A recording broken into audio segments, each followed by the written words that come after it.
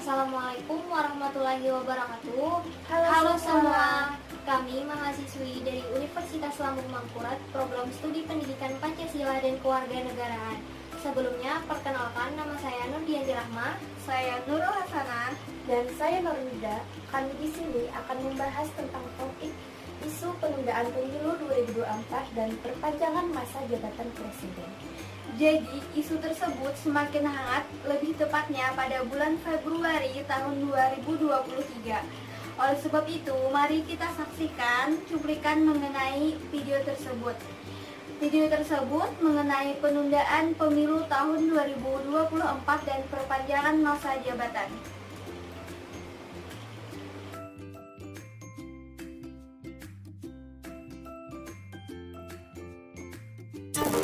Dua hari setelah mengusulkan pemilu 2024 sebaiknya diundur 1-2 tahun, Gus Muhaimin bilang kalau usulannya itu didukung mayoritas masyarakat. Klaim Ketua Umum PKB itu didasarkan analisis Big Data perbincangan di media sosial.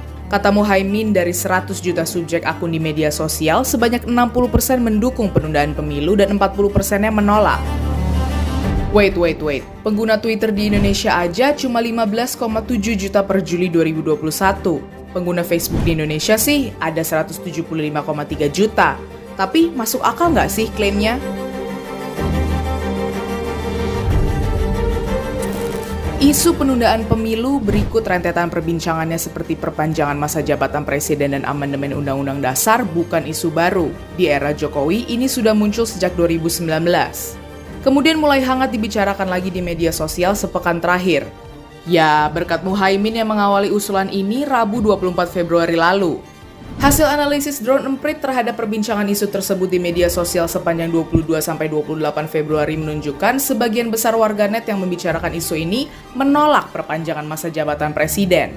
Mereka juga menolak penundaan pemilu hingga 2027. Yang menjadi catatan saya adalah kalau toh percakapan itu diambil misalnya dari Twitter, yang paling gampang kita mendapatkan datanya, total pengguna Twitter di Indonesia hanya 18 juta tahun ini, tidak sampai 100 juta.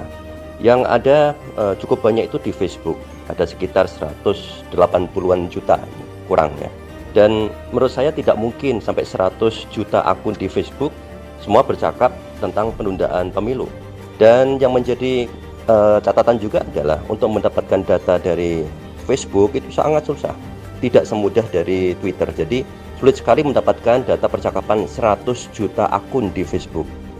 Jadi klaim sebanyak 60% dari 100 juta akun di media sosial, saya nggak tahu dari media sosial yang mana gitu ya. Saya sangat meragukannya dan saya kira itu tidak masuk akal menurut saya. Penolakan masyarakat terhadap usulan penundaan pemilu ini sejalan dengan hasil survei secara nasional.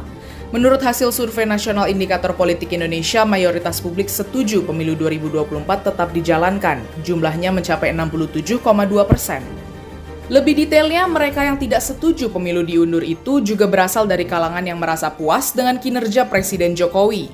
Hasil survei ini berkebalikan dengan pendapat Kiai Yahya Khalil Stakuf. Ketua Umum Pengurus Besar Nahdlatul Ulama itu mengatakan penundaan pemilu menjadi masuk akal sebab masih ada pandemi COVID-19.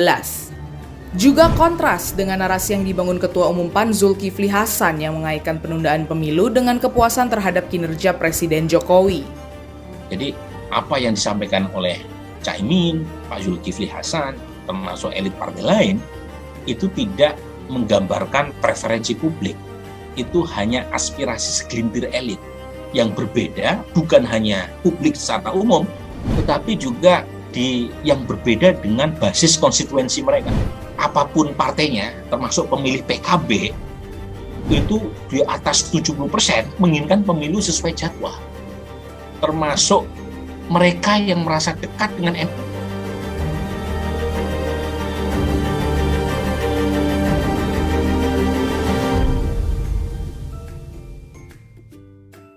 Pertama, tahukah kalian pengguna Facebook saat ini ada 185 juta? Tapi tidak mungkin kan yang dikatakan di video tadi, ada 100 juta pengguna akun Facebook yang mendukung pemilu 2024 ini. Setahu kita, pengguna Facebook rata-ratanya anak yang berusia umur 18 kurang, mana tahu mereka soal perpolitikan. Wacana penundaan ini dianggap mengkhianati demokrasi Indonesia yang selalu menyelenggarakan pesta demokrasi 5 tahun sekali. Sehingga banyak pendapat bahwa isu penundaan pemilu 2024 ini yaitu hasil dari permainan oknum pencacat demokrasi yang memiliki kepentingan di dalamnya.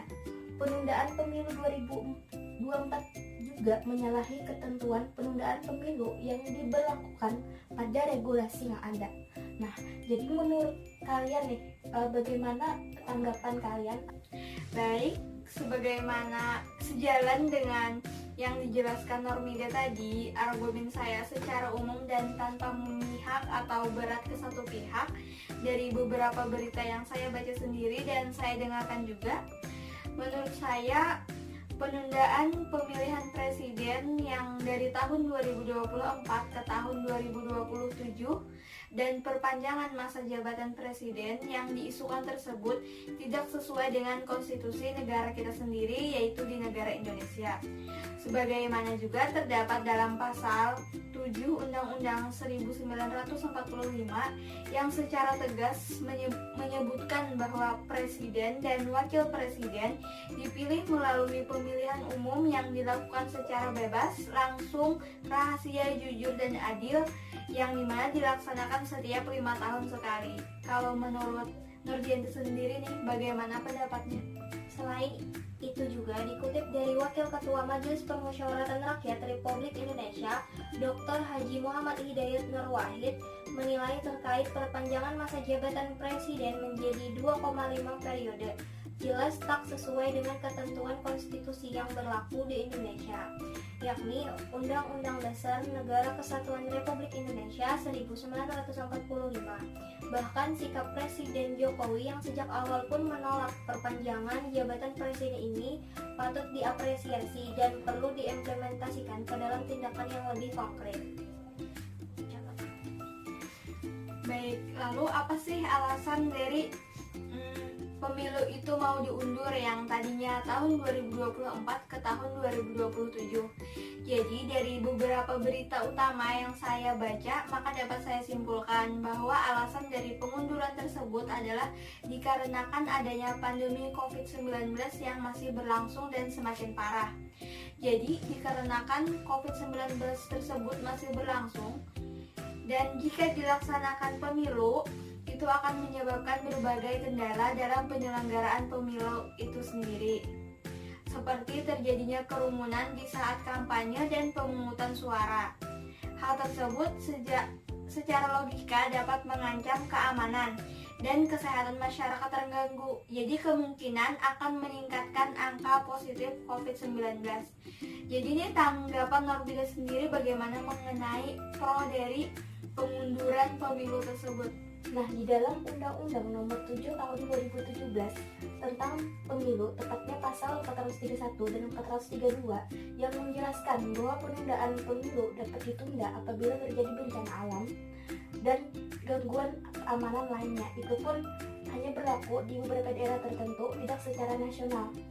Nah, sementara pandemi sudah dapat ditangani, apakah alasan tersebut masih dianggap relevan? Untuk menjawab hal tersebut, saya rasa COVID-19 sebagai alasan untuk menunda pemilu itu sudah tidak berlaku lagi, karena saat itu pemerintah beranggapan bahwa COVID-19 itu akan tetap berlangsung hingga terjadinya pemilu.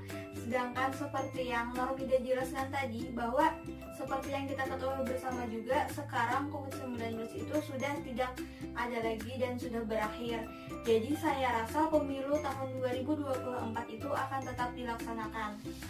Jadi teman-teman, dapat disimpulkan bahwa ide atau isu tentang perpanjangan masa jabatan presiden dan penundaan pemilu bukanlah hal yang tepat karena melanggar konstitusi negara kita dan menghilangkan kepercayaan masyarakat terhadap hukum di negara kita.